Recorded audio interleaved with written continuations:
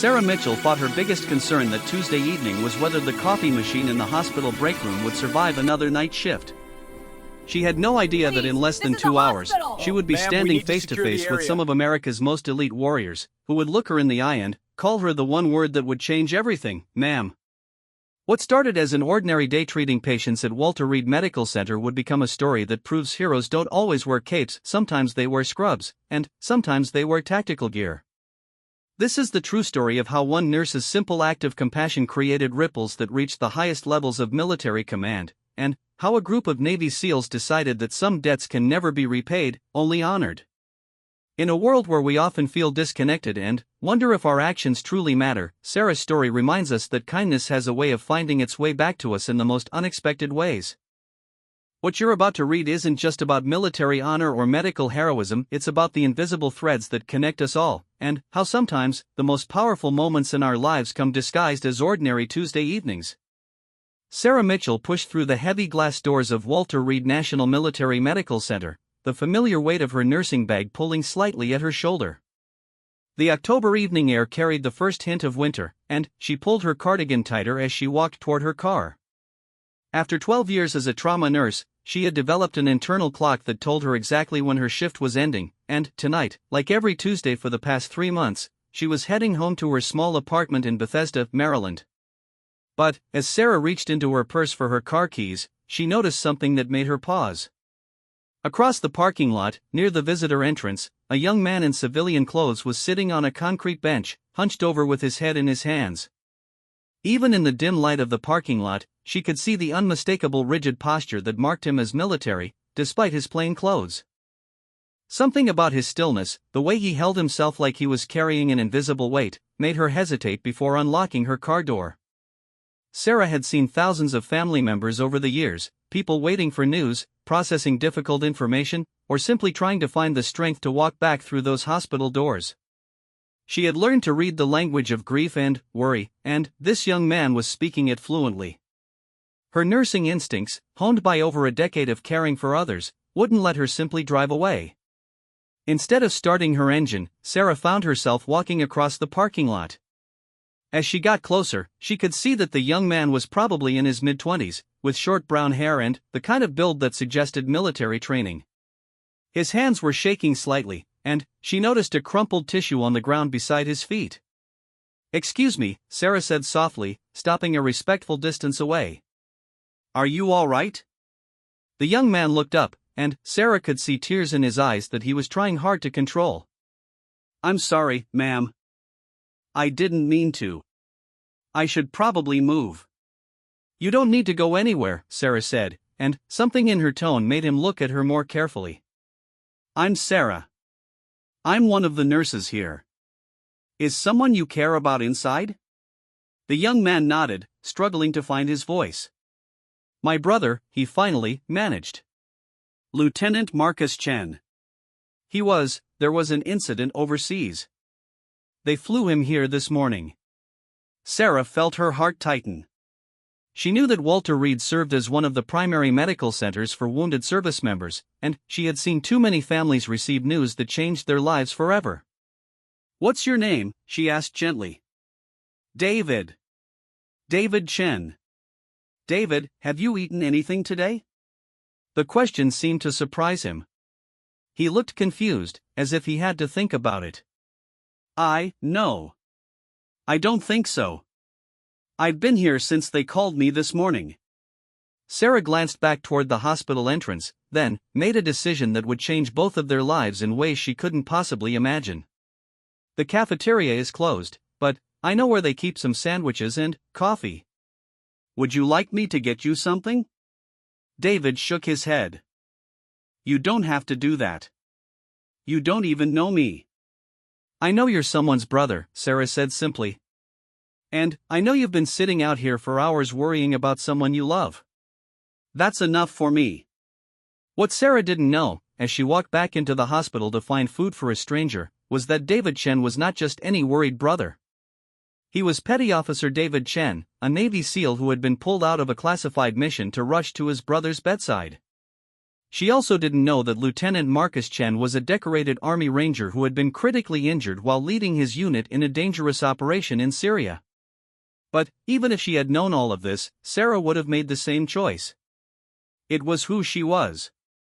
When she returned 20 minutes later with a turkey sandwich, a bag of chips, and a hot cup of coffee, David was still sitting on the bench, but he had been joined by two other men in civilian clothes.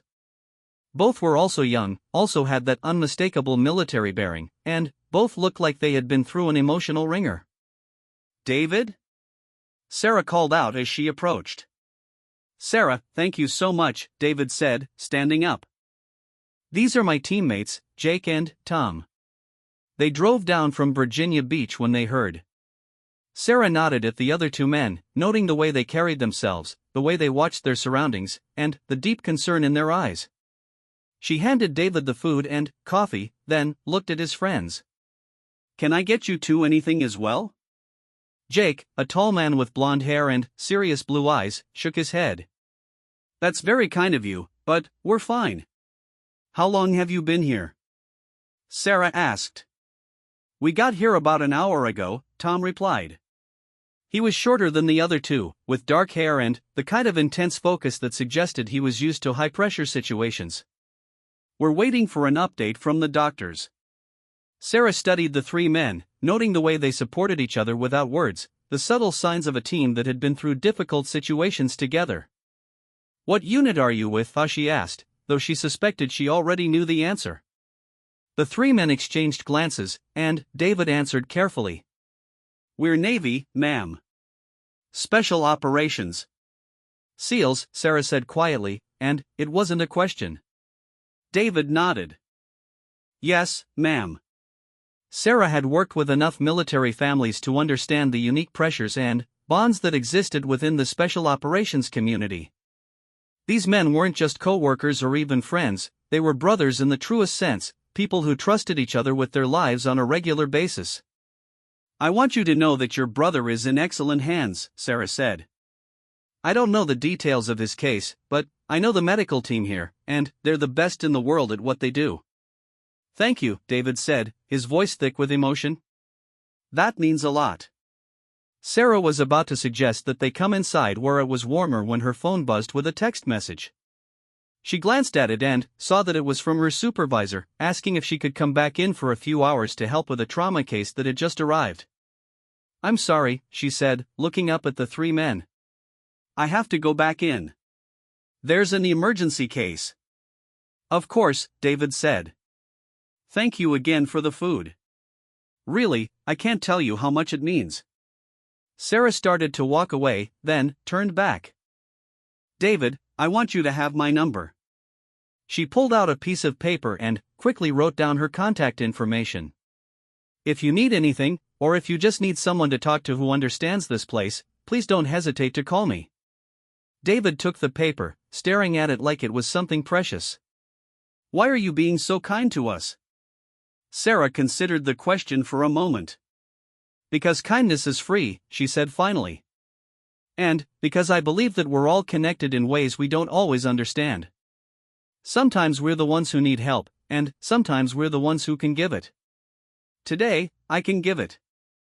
As Sarah walked back toward the hospital entrance, she had no idea that she had just set in motion a chain of events that would involve military commanders, classified operations, and a debt of gratitude that would follow her for the rest of her life. Inside the hospital, Sarah threw herself into her work with renewed energy. The emergency case turned out to be a complex trauma involving a civilian car accident, and she spent the next 4 hours in surgery, assisting the medical team as they worked to save a young father's life. It was the kind of case that reminded her why she had chosen nursing in the first place, the immediate, tangible difference she could make in someone's life. When she finally emerged from the operating room at nearly midnight, Sarah was exhausted but satisfied.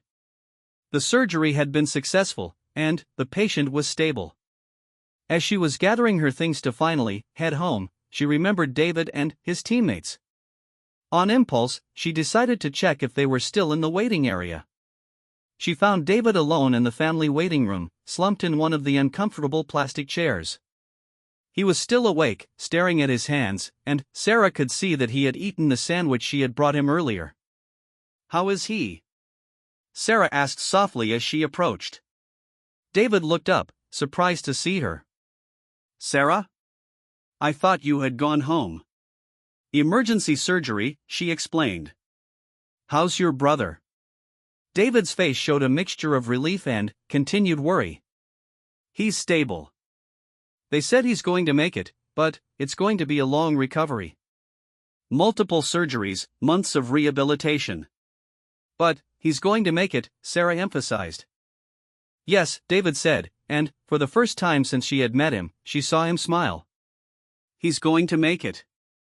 Where are Jake and Tom?" "They had to get back to base. We have commitments. But they'll be back as soon as they can." Sarah nodded, understanding that there were aspects of their military service that couldn't be discussed. "And you? Are you going to be able to stay?" "For a few days. My commanding officer is arranging some emergency leave." Sarah sat down in the chair next to him. "David, I want you to know that your brother is going to get the best possible care here. But I also want you to know that you need to take care of yourself too." "When was the last time you slept?" David had to think about it. "Yesterday morning, I think. Before they called me." "That's not sustainable," Sarah said gently. "You're not going to be any good to your brother if you collapse from exhaustion." "I can't leave," David said firmly. "What if something happens? What if he wakes up and I'm not here?" Sarah recognized the familiar anxiety of a family member who was afraid to step away, even for a moment. She had seen it countless times, and she knew that sometimes people needed permission to take care of themselves. "David, I'm going to be here for the next 3 days. I'm going to personally check on your brother every hour, and if there's any change in his condition, any change at all, I will call you immediately. You have my word." David stared at her, processing this offer. "You would do that? But you don't even know us." "I know enough," Sarah said. "I know that you love your brother, and I know that he's lucky to have you. But I also know that he's going to need you to be strong for the long haul, and you can't do that if you don't rest." Slowly, David nodded. "There's a hotel about 10 minutes from here." "Perfect. Go get some sleep, and I'll call you in the morning with an update." As David gathered his few belongings, he turned to Sarah one more time. "I don't know how to thank you for this." "You don't need to thank me," Sarah said. "Just take care of yourself so you can take care of him." After David left, Sarah made her way to the ICU to check on Lieutenant Marcus Chen. She found him unconscious but stable, connected to various monitors and machines that beeped and hummed in the quiet rhythm of high-tech medicine. His chart showed that he had suffered significant injuries from an improvised explosive device, including a traumatic brain injury and multiple fractures, but the prognosis was good for a full recovery with time and rehabilitation. Sarah made a note in her personal calendar to check on him every hour for the next few days, as she had promised David. It was above and beyond what was required of her, but Sarah had learned long ago that nursing was as much about caring for families as it was about caring for patients. As she finally drove home through the quiet streets of Maryland, Sarah reflected on the events of the evening. She had no way of knowing that her simple acts of kindness, a sandwich, a cup of coffee, and a promise to watch over someone's brother, would soon reach the attention of people at the highest levels of military command. She had no idea that David Chen and his teammates were part of one of the most elite units in the American military, or that the story of her kindness would be told and retold in briefing rooms and mess halls across the globe. All Sarah knew was that she had encountered someone who needed help, and she had done what felt right. In her world, that was simply what people did for each other. But, in David Chen's world, what Sarah had done was something far more rare and precious. In a profession where trust could mean the difference between life and death, where loyalty was earned through shared sacrifice and proven through actions, Sarah had demonstrated both trust and loyalty to complete strangers. She had shown them honor without expecting anything in return. And, in the Brotherhood of the Navy SEALs, such actions are never forgotten. 3 weeks passed, and Sarah had settled into a routine that revolved around Lieutenant Marcus Chen's recovery. True to her word, she had checked on him every hour during her shifts, documenting his progress and communicating regularly with David, who had been granted extended leave to be near his brother. What had started as a simple promise to a worried brother had evolved into something deeper. Sarah had become personally invested in Marcus's recovery. Marcus had regained consciousness after 5 days, and, though he faced a long road ahead, his improvement was steady and encouraging. The traumatic brain injury had initially caused some memory issues and difficulty with speech, but the doctors were optimistic that these problems would resolve with time and therapy. The physical injuries were healing well, and Marcus had already begun the early stages of rehabilitation.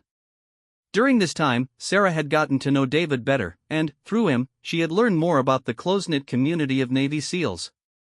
Jake and Tom had returned twice, each time bringing other teammates who wanted to check on Marcus. Sarah began to recognize faces, and she noticed that these men treated each other with a level of respect and loyalty that went far beyond typical friendships or even family relationships. What Sarah didn't realize was that her story had begun to spread within their unit. David had told his teammates about the nurse who had not only fed him during his darkest moment but had also kept her promise to watch over Marcus. In the SEAL community, where actions spoke louder than words and where trust was the foundation of everything they did, Sarah's behavior had made a profound impression.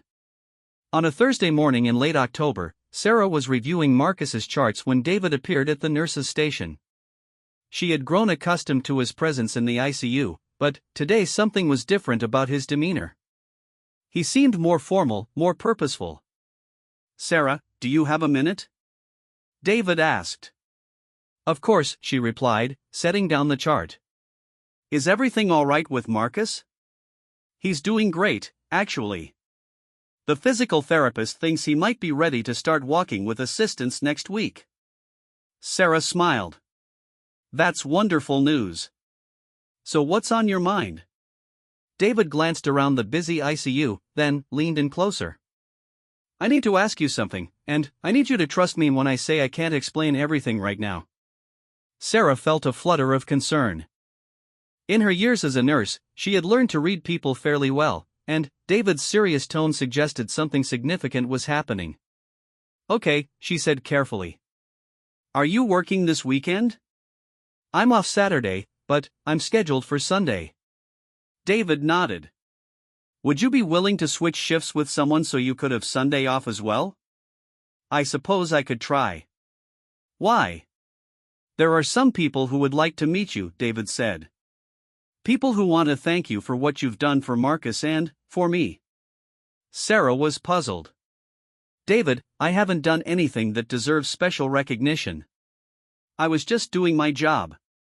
"Sarah," David said, his voice taking on a tone she hadn't heard from him before, "trust me when I tell you that what you did goes far beyond just doing your job. Please, would you be willing to make yourself available on Sunday?" There was something in David's eyes, an intensity that reminded Sarah that despite his gentle manner with his brother, this was a man trained for combat operations. She found herself nodding. "All right. I'll see if I can switch shifts." "Thank you," David said, and his relief was evident. "Someone will be in touch with you about the details." That afternoon, Sarah successfully arranged to trade her Sunday shift with a colleague. She spent the rest of the week curious about what David had planned, but whenever she asked him about it, he would only say that she would understand soon enough. On Friday evening, as Sarah was preparing to leave the hospital, she received a phone call from a number she didn't recognize. "Ms. Mitchell? This is Commander Patricia Wong with the Navy Personnel Command. I'm calling regarding this Sunday." Sarah felt a jolt of surprise. A Navy commander was calling her directly? "Yes? Ma'am, we have a car that will pick you up at your residence on Sunday at 0900 hours. Please dress business casual, and please don't make any other plans for the day." "Commander, can you tell me what this is about?"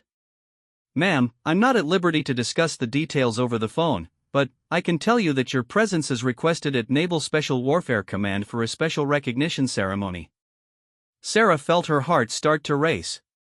Naval Special Warfare Command, that was the organization that oversaw the Navy SEALs. "I'm sorry, but I think there might be some mistake. I'm just a nurse. I haven't done anything that would warrant recognition from the Navy." Ms. Mitchell, Commander Wong said, and her tone was warm but firm. Trust me when I tell you that there is no mistake. Your actions have had a significant impact, and there are people who want to express their gratitude properly. After hanging up the phone, Sarah sat in her apartment trying to process what was happening. She called David, but his phone went straight to voicemail. She tried to research what might be involved in a Navy recognition ceremony, but found only general information online. Sarah spent Saturday in a state of nervous anticipation, trying on different outfits and wondering what she had gotten herself into. She called her sister, Jennifer, who lived in California. Jen, I think I might have accidentally done something that got the attention of the Navy, Sarah said after explaining the situation. Sarah, you didn't accidentally do anything, Jennifer laughed. You did what you always do, you helped someone who needed it. If the Navy wants to thank you for that, then you should let them. But what if it's some big ceremony with hundreds of people? What if I have to give a speech? Then, you'll handle it the same way you handle everything else, with grace and kindness. Sarah, you've spent 12 years taking care of other people. Let someone take care of you for once. Sunday morning arrived gray and chilly, typical for late October in Maryland. Sarah had chosen a simple navy blue dress with a cardigan, hoping it struck the right balance between professional and not overly formal. At exactly 9 a.m., a black sedan pulled up in front of her apartment building. The driver was a petty officer in dress uniform who introduced himself politely and held the car door open for her. As they drove through the Virginia countryside, Sarah tried to calm her nerves by focusing on the changing autumn scenery outside the window. After about an hour, they arrived at a military installation that Sarah recognized as Naval Amphibious Base Little Creek in Virginia Beach. The base was home to Naval Special Warfare Command, and Sarah could see various buildings and training facilities spread across the large complex. The car pulled up in front of a modern administrative building, and Sarah was greeted by Commander Wong, a woman in her 40s with kind eyes and an authoritative bearing. Ms. Mitchell, thank you so much for coming, Commander Wong said, extending her hand. I'm Patricia Wong. We spoke on the phone. Thank you for arranging transportation, Sarah replied. I have to admit, I'm still not entirely sure why I'm here. Commander Wong smiled. You will be shortly. Please, come with me. They walked through the building, passing offices and conference rooms filled with people in military uniforms. Sarah noticed that several people nodded respectfully as they passed, and she began to feel increasingly out of place. Commander Wong led her to a conference room where David was waiting, dressed in his Navy dress uniform. Sarah was struck by how different he looked. The worried brother she had come to know over the past few weeks had been replaced by a professional warrior who carried himself with unmistakable confidence and authority. Sarah, David said, standing as she entered. Thank you for coming. David, you look very official, Sarah said, trying to lighten the mood despite her nervousness. Sarah, I want you to meet someone, David said. He gestured toward a man in his 50s who had been standing near the window. This is Captain Robert Mitchell, no relation, despite the name, commanding officer of Naval Special Warfare Group 2. Captain Mitchell stepped forward and extended his hand. Ms. Mitchell, it's an honor to meet you. Sarah shook his hand, feeling increasingly bewildered. Captain, I'm honored to meet you as well, but I'm afraid I don't understand why I'm here. Captain Mitchell exchanged a glance with David, then looked back at Sarah. Ms. Mitchell, over the past few weeks, I've heard a great deal about you from Petty Officer Chen and his teammates. I've heard about how you took care of them during one of the most difficult times in their lives, and how you went above and beyond your professional duties to ensure that Lieutenant Chen received the best possible care. Captain, I was just doing what anyone would do, Sarah said. Ma'am, with respect, that's not true, Captain Mitchell replied. What you did demonstrated the kind of character and integrity that we value most highly in the military. You showed loyalty to people you had never met, you kept your word when it would have been easy to forget, and you asked for nothing in return. Captain Mitchell gestured toward the door. Ms. Mitchell, would you please come with us? There are some other people who would like to meet you. They walked across the base to what appeared to be a training facility. As they approached the building, Sarah could hear voices inside, the sound of a large group of people talking.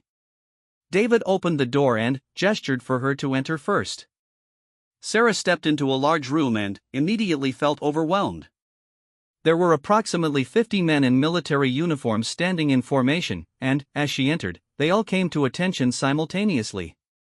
At the front of the room, she could see several senior officers, including what appeared to be an admiral based on the insignia on his uniform. "Ladies and gentlemen," Captain Mitchell announced, "I'd like you to meet Miss Sarah Mitchell." The room remained silent and at attention, and Sarah felt her face flush with embarrassment. She leaned over to David and whispered, "What's happening?" Before David could respond, the Admiral stepped forward. "Ms. Mitchell, I'm Admiral James Patterson, Commander of Naval Special Warfare Command. On behalf of the United States Navy and, specifically the brave men and women of Naval Special Warfare, I want to express our deepest gratitude for your service to our community." Sarah stared at the Admiral, trying to process what was happening. "Admiral, I'm not sure I understand." "Ms. Mitchell," Admiral Patterson continued, 3 weeks ago, you encountered one of our own during a moment of crisis. Without knowing who he was or what he represented, you chose to show him kindness and support. You made promises to him that you had no obligation to keep, and then, you kept those promises faithfully." The Admiral gestured toward the men in formation. "These men risk their lives for their country on a regular basis. They depend on each other absolutely, and they value loyalty, integrity, and honor above all else. When they heard about your actions, they asked me to arrange this gathering so they could express their appreciation personally." Sarah looked around the room at the faces of the Navy SEALs, and she was surprised to see that many of them were looking at her with genuine respect and gratitude. These were men who were trained to be tough and unemotional, yet she could see that her story had affected them deeply. "Admiral," Sarah said, finding her voice, "I'm truly honored, but I don't feel like I did anything extraordinary. I saw someone who was hurting, and I tried to help. That's what people should do for each other." "Ma'am," said a voice from the formation, and Sarah turned to see Jake, one of David's teammates, step forward slightly. "Permission to speak, sir?" Admiral Patterson nodded. "Go ahead, Petty Officer Williams." Jake looked directly at Sarah. "Ma'am, you might think what you did was ordinary, but let me tell you what it meant to us. When we're deployed, when we're in dangerous situations, we depend on knowing that people back home care about us and support us. What you did for David and Marcus wasn't just kindness to two individuals, it was a demonstration of the values that we fight to protect." Another voice spoke up from the formation. "Ma'am, you didn't just help David and Marcus. You helped all of us, because now we know that there are people like you in the world." Sarah felt tears starting to form in her eyes. She had never thought of her actions in these terms, and she was deeply moved by the response of these men. Admiral Patterson stepped forward again. "Ms. Mitchell, we would like to present you with a token of our appreciation." He gestured, and Commander Wong approached carrying a wooden box. "This is a command coin from Naval Special Warfare Command," Admiral Patterson explained as he opened the box to reveal a heavy, beautifully crafted military coin. "These coins are presented only to individuals who have demonstrated the values that we hold most sacred.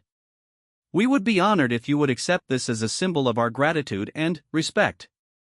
Sarah accepted the coin with shaking hands, looking down at the intricate design that incorporated the seal trident and various other military symbols.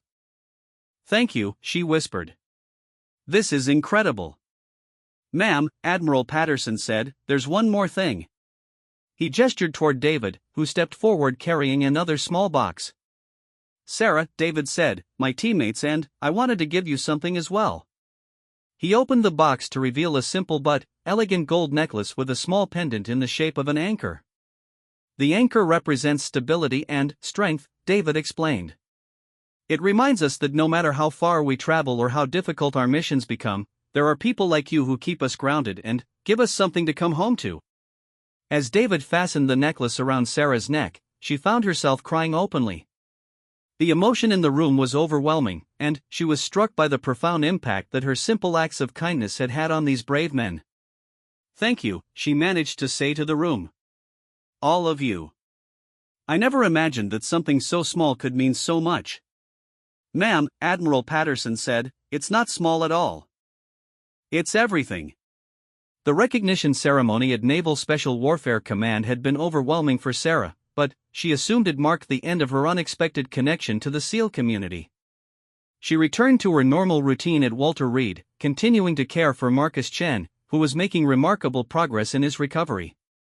However, what Sarah didn't realize was that her story was continuing to spread far beyond the walls of that Virginia Beach conference room. Within the tight-knit special operations community, stories of honor and character travel quickly. Word of the nurse who had shown extraordinary kindness to one of their own reached other SEAL teams, Green Berets, Army Rangers, and Marines across the country and around the world. Social media posts began appearing, carefully worded to protect operational security but clear in their message of respect for Sarah's actions. 2 months after the ceremony, on a cold December morning, Sarah was working her usual shift when she received an unexpected phone call at the nurse's station. Ms. Mitchell? This is Sergeant Major Rodriguez with the Army Special Operations Command.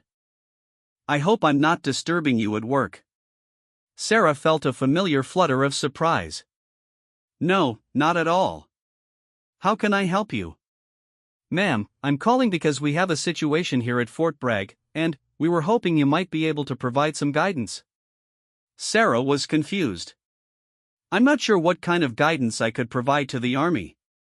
Ma'am, we have a young soldier here whose brother was seriously injured in a training accident. The soldier is having a difficult time coping, and several of our men who have heard about what you did for the Chun brothers thought you might be willing to speak with him. Sarah was quiet for a moment, processing the request. Sergeant Major, I'm not a counselor or a therapist. I'm just a nurse. Ma'am, sometimes being just a nurse is exactly what someone needs, Sergeant Major Rodriguez replied. Would you be willing to speak with him on the phone?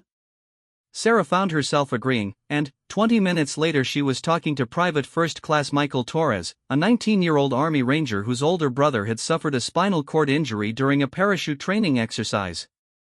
As Sarah listened to Michael's story, she was struck by how similar his situation was to David's. The fear, the helplessness, the guilt that somehow he should have been there to protect his brother, it was all painfully familiar. Michael, Sarah said after listening to him for several minutes, I want you to know that what you're feeling right now is completely normal. When someone we love is hurt, especially someone we see as strong and invincible, it shakes our whole world. But I should be there with him, Michael said, his voice breaking. Instead, I'm stuck here on base, and they won't give me leave to go see him. Have you talked to your commanding officer about emergency leave? Yes, ma'am, but my unit is scheduled for deployment next month, and they say they can't spare anyone right now. Sarah felt a surge of anger on Michael's behalf. She understood military necessities, but she also understood the importance of family during medical crises. Michael, give me your commanding officer's name and contact information. Ma'am, I don't want to cause any trouble. You're not causing trouble. Sometimes people in positions of authority need to be reminded that taking care of their people includes taking care of their families. After hanging up with Michael, Sarah sat at her desk for several minutes, thinking about what she should do. She had no official standing with the Army, no authority to intervene in military personnel decisions. But she also had something that might be even more powerful. She had connections with people who understood the importance of family bonds within the military community. Sarah called David, who was back at his base in Virginia Beach but still visited Marcus regularly. David, I need your advice about something, Sarah said, and she explained the situation with Michael Torres. That's ridiculous, David said immediately. Emergency leave for a family medical crisis is standard. Something's not right there. Is there anything that can be done? David was quiet for a moment. Let me make some calls. What's the commanding officer's name? Sarah provided the information, and David promised to get back to her within a few hours. What Sarah didn't know was that David's calls involved reaching out to senior NCOs and officers throughout the special operations community, people who had heard Sarah's story and who had great respect for her. 3 hours later, Sarah's phone rang. Ms. Mitchell?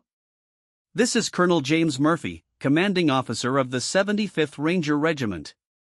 I understand you've been in communication with one of my soldiers. Sarah felt nervous. Had she overstepped her bounds? Yes, sir. Private Torres called me about his brother's situation. Ma'am, I want to thank you for bringing this to our attention. It appears that there was a miscommunication in the chain of command about Private Torres's leave request. He'll be on a plane to see his brother tomorrow morning. Sarah felt a wave of relief. Thank you, Colonel. That means a great deal. Ms. Mitchell, I also want to extend an invitation. The 75th Ranger Regiment would be honored to have you visit Fort Bragg as our guest. We'd like our soldiers to meet the woman who has become something of a legend in the special operations community. Sarah was shocked. Colonel, I think you might be overstating my role in all of this. Ma'am, with respect, I don't think I am. Your story has inspired a lot of people, and we believe that inspiration should be shared. Over the following weeks, Sarah found herself receiving similar invitations from military units across the country. The story of her kindness to the Chen brothers had apparently resonated throughout the special operations community, and she was being invited to speak to groups of soldiers, Marines, and sailors about the importance of supporting military families. Initially, Sarah was reluctant to accept these invitations. She felt uncomfortable being held up as an example when she had simply done what felt natural to her. However, after discussing it with Marcus, who was now well enough to hold extended conversations, she began to see these opportunities differently. Sarah, Marcus said during one of their conversations, you have a chance to remind people about something really important. In the military, we talk a lot about honor and duty and sacrifice, but sometimes we forget that those values exist in civilian communities too. When you helped my brother, you demonstrated that the connection between military and civilian communities is real and meaningful. Encouraged by Marcus's perspective, Sarah began accepting some of the speaking invitations. Her first visit was to Fort Bragg, where she met with a group of Army Rangers and their families. She was nervous about what to say, but she found that simply telling her story and emphasizing the importance of treating each other with kindness resonated strongly with her audience. I'm not here to tell you anything you don't already know, Sarah told the group. You already understand loyalty and sacrifice and looking out for each other. I just want to remind you that those same values exist in the civilian world, and that when military and civilian communities support each other, everyone benefits. After her talk at Fort Bragg, Sarah was approached by several family members who thanked her for her message and shared their own stories of kindness they had received from civilians during difficult times. She began to realize that her experience with David and Marcus was part of a much larger pattern of mutual support between military and civilian communities. Word of Sarah's visits to military bases continued to spread, and she began receiving invitations from units that were deployed overseas. Unable to visit them in person, she began participating in video conferences with troops in Iraq, Afghanistan, and other locations around the world. During one of these video calls with a Marine unit in Iraq, a young corporal asked her a question that stayed with her for weeks afterward. Ma'am, how do we know when we get home that there will be people like you who understand what we've been through? Sarah thought carefully about her response. You know, because we're already here, she said finally. We're your neighbors, your co-workers, the people who serve your coffee and teach your children and take care of you when you're sick. We might not understand exactly what you've been through, but we understand that you've sacrificed for us, and we're grateful. The Marine nodded, but Sarah could see that her answer hadn't fully addressed his concern. After the video call ended, she spent a long time thinking about his question and what it revealed about the disconnect that sometimes existed between military and civilian communities. This reflection led Sarah to her next major decision. She began reaching out to hospitals, nursing schools, and medical organizations to talk about the importance of understanding and supporting military families. She developed a presentation that focused on the unique stressors and challenges faced by military families, and how healthcare providers could better serve this population.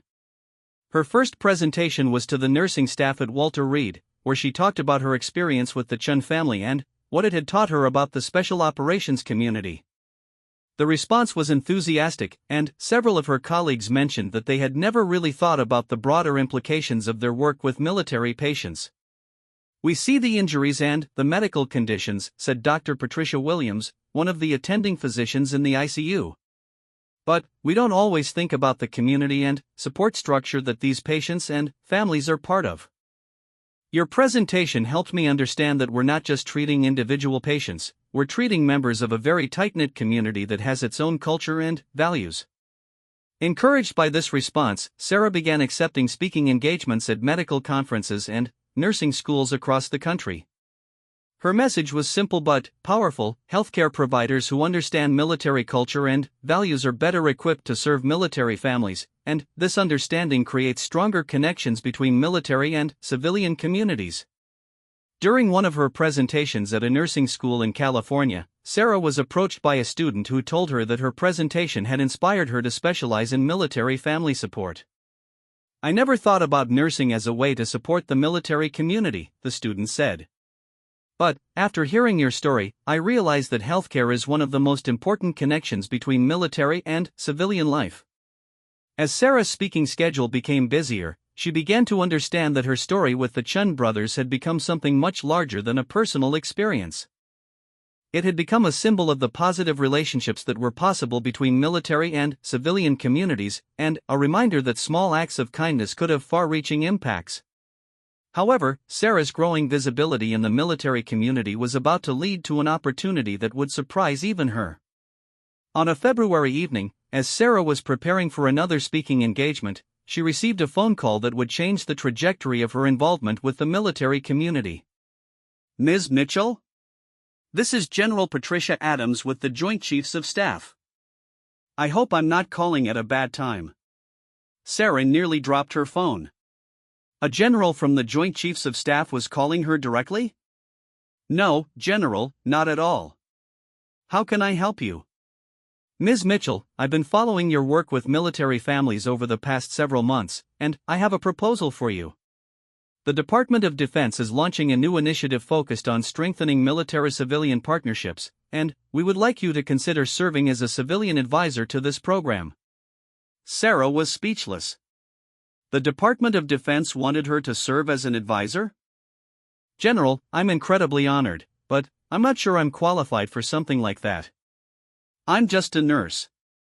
"Ms. Mitchell," General Adams said, and Sarah could hear the smile in her voice, "I think you'll find that being just a nurse is exactly the qualification we're looking for." The meeting with General Adams took place 3 weeks later at the Pentagon, and Sarah found herself walking through the most recognizable military building in the world, still somewhat disbelieving that she was there in an advisory capacity. The initiative that General Adams had described was called the Military-Civilian Bridge Program, and its goal was to strengthen the connections between military families and the civilian communities where they lived and worked. "Ms. Mitchell," General Adams explained as they sat in a conference room overlooking the Potomac River, "we've identified a significant challenge in military retention and family support. Many military families feel isolated from their civilian communities, and many civilian communities don't understand how to effectively support their military neighbors." Sarah nodded, thinking about her conversations with military families over the past several months. "I've definitely seen that disconnect in my work." "Your story with the Chen family has become something of a case study for us," General Adams continued. "It demonstrates what's possible when civilians and military families connect on a human level, without agenda or expectation. We'd like to develop programs that encourage and facilitate those kinds of connections." General Adams outlined the scope of the program, which would include community outreach initiatives, educational materials for civilian organizations, and training programs for military families on how to integrate into civilian communities. Sarah's role would be to help develop these programs from a civilian perspective and to serve as a liaison with healthcare organizations. "General, this sounds like an incredible initiative," Sarah said, "but I'm concerned about one thing. I don't want my involvement to make this seem like something that only healthcare workers can or should do. What made my experience with David and Marcus special wasn't my medical training, it was simply recognizing that someone needed help and choosing to provide it." "That's exactly why we want you involved," General Adams replied. We don't want this to be a program that only works for people with special training or qualifications. We want it to be something that any civilian can participate in, and any military family can benefit from. Over the following months, Sarah found herself splitting her time between her nursing job at Walter Reed and her work with the Pentagon. She helped develop training materials for civilian organizations that wanted to better support their military members, and she worked with military family support groups to help them connect with their civilian communities. One of the first pilot programs was implemented in San Diego, where there was a large military presence but also significant civilian military disconnect. Sarah worked with local hospitals, schools, and community organizations to create a network of support for military families, focusing on practical assistance during times of deployment, injury, or other crisis. The program started small, with just a few dozen civilian volunteers and military families, but the results were immediate and powerful. Civilian volunteers helped with childcare during hospital visits, provided transportation when military spouses needed to travel for medical care, and offered friendship and support during deployments. Military families, in turn, shared their experiences and perspectives with civilian volunteers, creating genuine relationships that went far beyond simple assistance.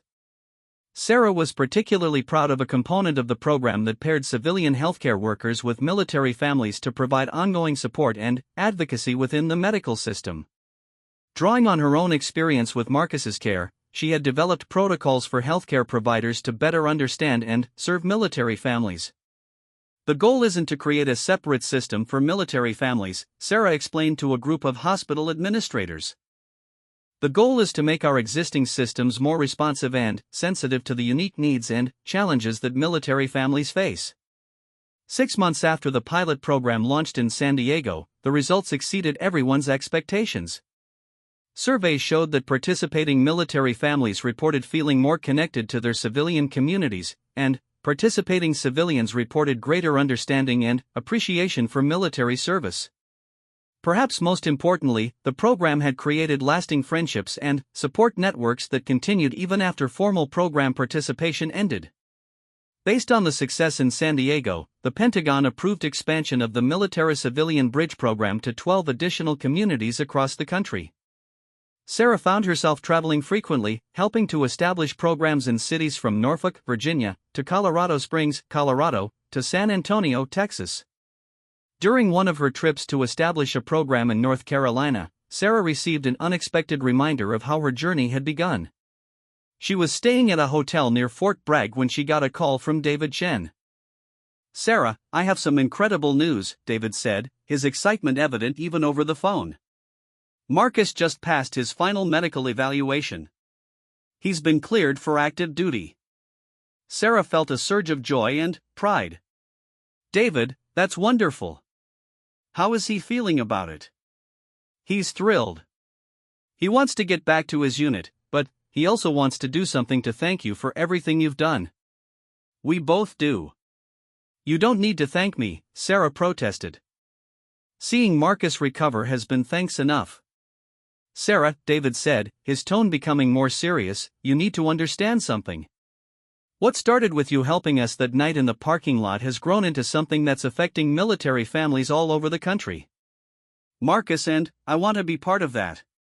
David went on to explain that he and Marcus had been talking with their commanding officers about ways they could contribute to the military-civilian bridge program.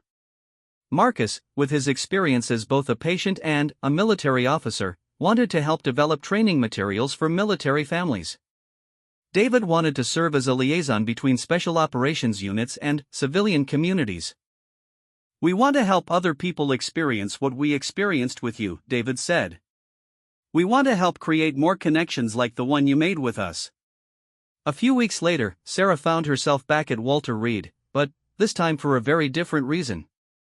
Marcus had organized a reunion of all the SEAL team members who had been involved in supporting him during his recovery, and they wanted to thank Sarah and formally invite her and David to join their extended military family as honorary members. The gathering took place in the same family waiting room where Sarah had first encountered David months earlier. As she looked around the room at the faces of the men who had become such an important part of her life, Sarah was struck by how much had changed since that first night. Sarah, Marcus said, standing with the help of a cane but looking strong and healthy. When my brother first told me about the nurse who had helped him, I thought he was just talking about someone who had been kind during a difficult time. I had no idea that you would become such an important part of our lives and our community. Marcus gestured toward his teammates. These men and I have served together in some of the most challenging environments in the world. We've depended on each other for our lives, and we've learned to recognize character and integrity when we see it. What you've done for our community goes far beyond helping one family. You've reminded all of us about the values that make service meaningful. Jake, who had been one of the first SEALs Sarah had met that night in the parking lot, stepped forward. Sarah, we want you to know that you'll always be part of our family. Not just David and Marcus's family, but our whole team family. If you ever need anything, anywhere in the world, you can call any one of us. Tom, the other SEAL who had been there that first night, added, we also want you to know that your story is being told in SEAL training courses now. New recruits learn about the importance of civilian support through your example. Sarah was deeply moved by these statements, but she was also concerned about the implications. I hope that when you tell my story, you make it clear that what I did wasn't special or unique. I hope you emphasize that any civilian could and should do the same thing. That's exactly the point we make, Marcus said. We tell them that the most powerful support they can receive comes not from grand gestures or official programs, but from ordinary civilians who choose to treat them with kindness and respect. As the gathering continued, Sarah learned more about how her story was being used within military training and education. It had become an example not only of civilian support for military families, but also of how individual actions could have far-reaching impacts. Admiral Patterson, who had presented Sarah with the command coin months earlier, had traveled to Walter Reed specifically for this gathering. Ms. Mitchell, he said, I want you to know that your story has reached the highest levels of military leadership. It's been discussed in Pentagon briefings and at military academies. You've become a symbol of what's possible when military and civilian communities support each other. Admiral, Sarah replied, I hope that means other people are inspired to create their own stories of support and connection. That's exactly what it means, Admiral Patterson confirmed. The military-civilian bridge program that you've helped develop is being implemented internationally now. Other countries are using your model to strengthen their own military-civilian relationships. As the evening continued, Sarah reflected on the extraordinary journey that had begun with a simple decision to approach a worried young man in a hospital parking lot. What had started as a moment of compassion had grown into a career change, a national program, and a network of relationships that spanned the globe. But perhaps the most meaningful part of the evening came when Marcus pulled Sarah aside for a private conversation. Sarah, I want you to know something that I've never told anyone else, Marcus said quietly. When I was unconscious in the ICU, I was aware of your voice. I heard you talking to David, promising to watch over me, and I heard you talking to me during your hourly checks. Your voice was like an anchor that kept me connected to the world when everything else was dark and uncertain. Sarah felt tears coming to her eyes. Marcus, I had no idea. I want you to know that your promise to David wasn't just words. You literally helped save my life by being there, by caring, by keeping your word. Everything that's happened since then, my recovery, the programs you've developed, the connections you've created, all of it started with that promise you made to my brother. As Sarah drove home that night, she thought about Marcus's words and about the incredible journey that had brought her to this point. She had always believed that nursing was about more than just medical care, that it was about caring for the whole person and their family. But she had never imagined that a single night shift could lead to a new career and a new mission. The next morning, Sarah received a phone call that would present her with the biggest decision of her career so far. Ms. Mitchell? This is Secretary of Defense Robert Chen, no relation to David and Marcus, despite the name, the voice said with a slight chuckle. I hope I'm not calling too early. Sarah nearly dropped her coffee cup. The Secretary of Defense was calling her personally? No, sir, not at all. How can I help you? Ms. Mitchell, I've been following your work with the military-civilian bridge program, and I have an offer for you. We'd like you to consider leaving your nursing position and joining the Department of Defense full-time as the Director of Civilian Military Relations. Sarah was speechless. The Secretary of Defense was offering her a senior position at the Pentagon? Sir, I'm incredibly honored, but I'm not sure I'm qualified for something of that scope. Ms. Mitchell, the Secretary replied, you've already proven your qualifications. You've created something that we've been trying to develop for years, and you've done it by simply being authentic and caring. That's exactly what this position requires. As Sarah considered this offer over the following days, she realized that she was facing a choice between two different ways of serving others. She could continue her career as a nurse, directly caring for patients and their families, or she could take on this new role and potentially impact military families across the country and around the world. The decision would ultimately shape not only her own future, but the future of military-civilian relations for generations to come. Sarah spent 3 sleepless nights considering the Secretary of Defense's offer. The opportunity to serve as Director of Civilian-Military Relations was unprecedented. She would be the first person in such a position, and she would have the resources to expand the military-civilian bridge program nationwide. But accepting the position would mean leaving behind 12 years of nursing, the profession that had shaped her identity and values. On the 4th morning, Sarah knew what she needed to do. She needed to talk to the person who had started this entire journey. She found David at Walter Reed, where he was visiting Marcus for what had become their weekly check-in. Marcus was now walking without assistance and was scheduled to return to active duty within the month. David, Marcus, Sarah said as she approached them in the rehabilitation center, I need your advice about something important. She explained the secretary's offer and her uncertainty about whether to accept it. Both brothers listened carefully, and Sarah could see them processing the implications of her decision. Sarah, Marcus said finally, can I ask you something? When you decided to help David that night in the parking lot, what was going through your mind? Sarah thought about the question. I saw someone who was hurting, and I knew I could help. It wasn't really a decision, it was just what felt right. And, when you promised David that you would watch over me, what were you thinking then? I was thinking that promises matter, and that someone needed to be there for you both. David leaned forward in his chair. Sarah, do you think there might be thousands of military families out there right now who are hurting and who need someone to help them? Sarah nodded slowly, beginning to understand where this conversation was leading. And, do you think there might be thousands of civilians who want to help but don't know how? Marcus added. Yes, Sarah said quietly. Then, isn't this new position just a bigger version of what you did for us? David asked. Instead of helping one family, you'd be helping thousands of families. Instead of making one promise, you'd be creating systems that ensure promises are kept across the whole country. Sarah sat quietly for several minutes, looking out the window at the parking lot where her journey had begun. You're right, she said finally. This is just a bigger version of that night. 3 weeks later, Sarah stood in the Secretary of Defense's office, taking the oath for her new position as Director of Civilian-Military Relations.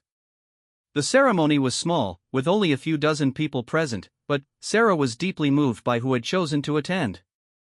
David and Marcus were there, both in dress uniform, standing at attention as Sarah was sworn in.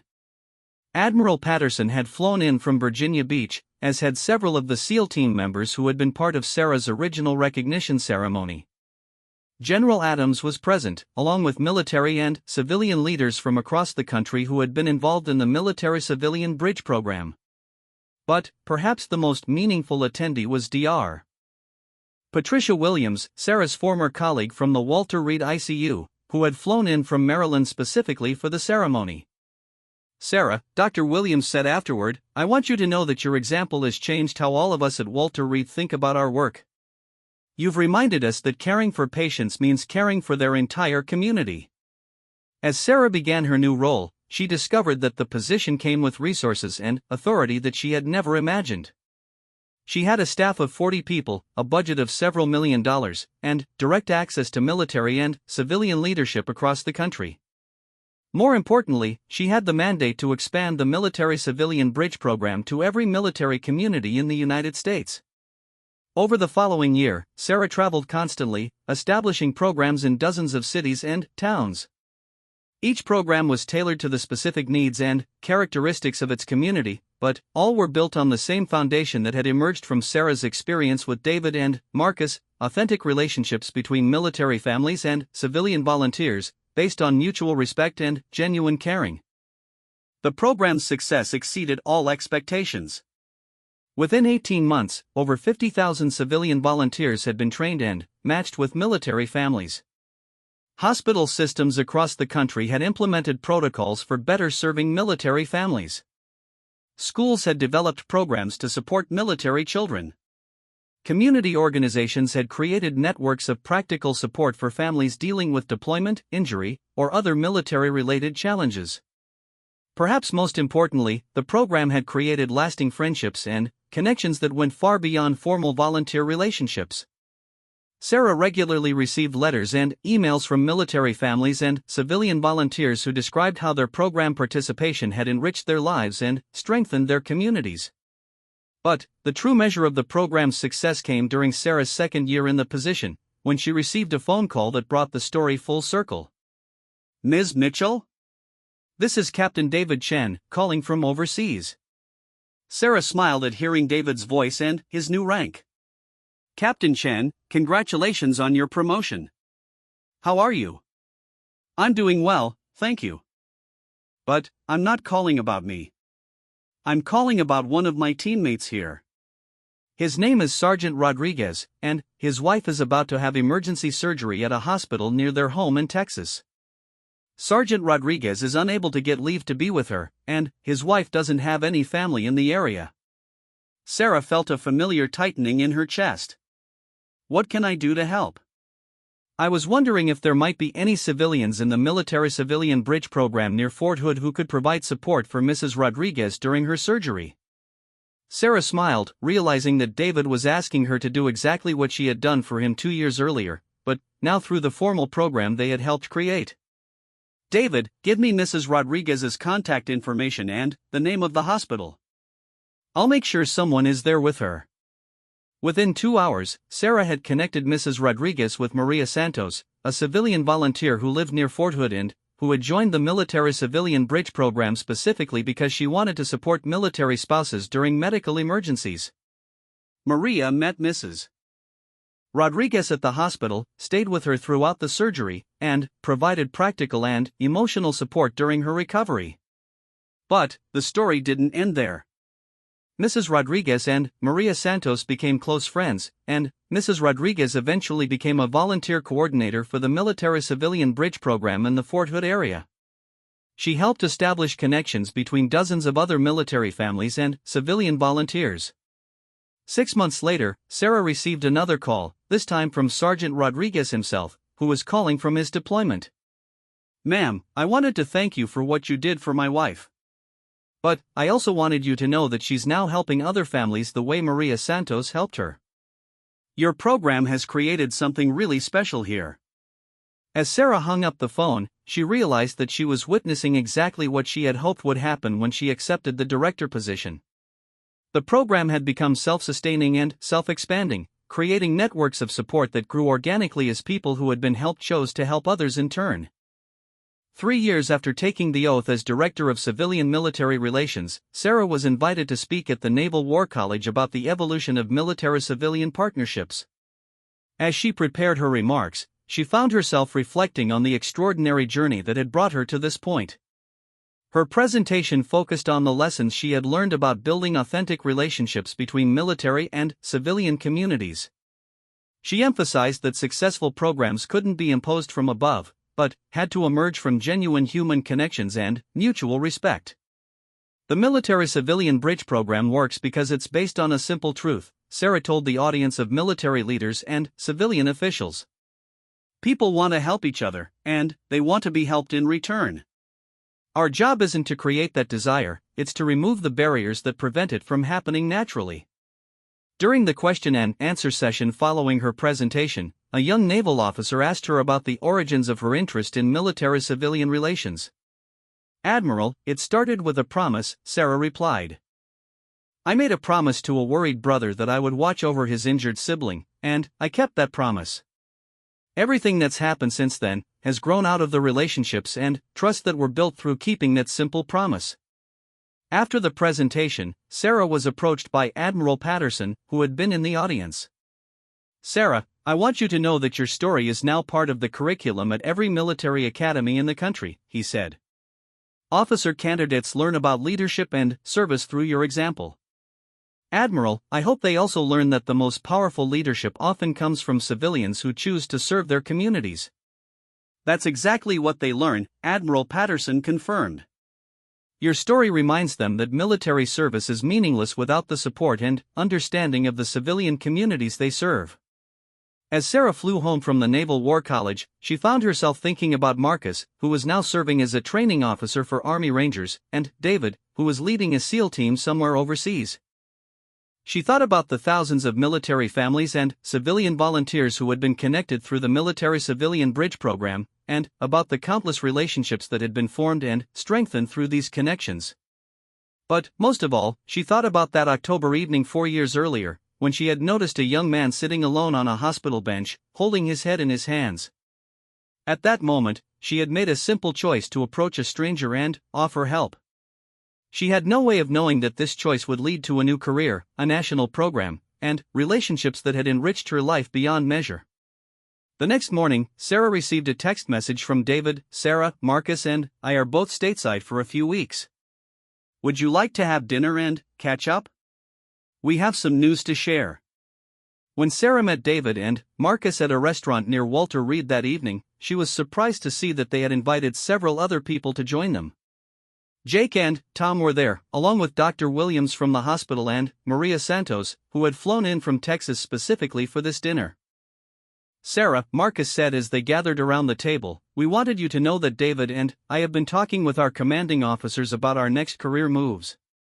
We've both decided that we want to transition out of active duty and work with the military-civilian bridge program full-time," David added. Sarah was surprised and touched. "Are you sure? You both have such promising military careers." "Sarah," David said, "you taught us that the most important service we can provide is helping other people connect and support each other. We want to spend the rest of our careers doing that." Marcus nodded. "We've seen how much impact the program has had, and we want to be part of expanding it internationally. Other countries are asking for help developing their own military-civilian partnership programs."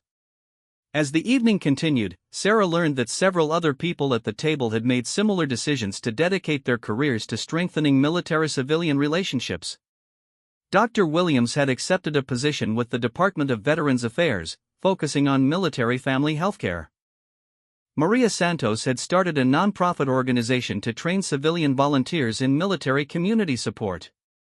"Sarah," Jake said as the dinner was ending, "I want you to know something. That night when you approached David in the parking lot, you didn't just help one person. You started something that's now helping thousands of people around the world." Tom added, "But, more than that, you reminded all of us about something we had forgotten. You reminded us that service isn't just about what people in uniform do for their country. It's about what we all do for each other." As Sarah drove home that night, she reflected on how profoundly her life had changed since that October evening 4 years earlier. She had discovered a new purpose, built relationships that had enriched her life immeasurably, and helped create programs that were making a real difference for military families across the country and around the world. But perhaps the most important thing she had learned was that extraordinary outcomes often grow from ordinary choices. Her decision to approach David that night hadn't felt significant at the time, it had simply felt like the right thing to do. Yet that simple act of kindness had created ripples that continued to spread, touching lives and strengthening communities in ways she was still discovering. Sarah's story had become proof that individual actions matter, that promises kept can change the world, and that sometimes the most powerful way to serve others is simply to see them as fellow human beings deserving of compassion and support. As she pulled into her apartment parking lot, Sarah's phone buzzed with a text message from an unknown number. "Ms. Mitchell, this is Corporal Johnson from Camp Pendleton. My sister was just in a car accident and I can't get leave to be with her. I heard about what you did for the Chin brothers, and I was wondering if you could help me find someone to be with her at the hospital." Sarah smiled as she typed her response, Corporal Johnson, give me your sister's information and the name of the hospital. Someone will be there with her within the hour. Some things, Sarah reflected, never changed. And that was exactly as it should be.